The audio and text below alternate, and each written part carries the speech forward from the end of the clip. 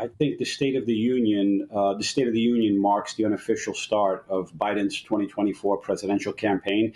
The official launch will come soon in the next few weeks. But he's preparing the ground, and the speech last night was actually an attempt to do so.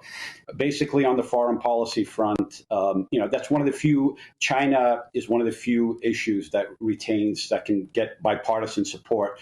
So I think on that front, there's very much continuity from the Trump administration, generally speaking. Also, in the Ukraine war, he's claiming credit on having assembled a coalition and keeping the alliance together. Now, his greatest challenge in 2024 is going to keep that alliance intact.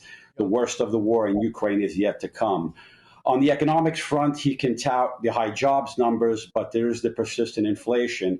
Inflation will remain fairly high for the next year at least.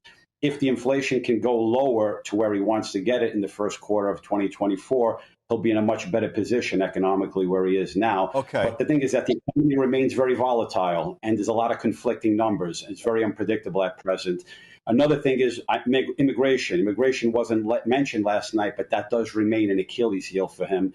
And also there's a fact about his health. If the inauguration day in January of 2025, he will be 82 years old. And the campaign process physically and mentally is a very grueling one. And the question is he up to it?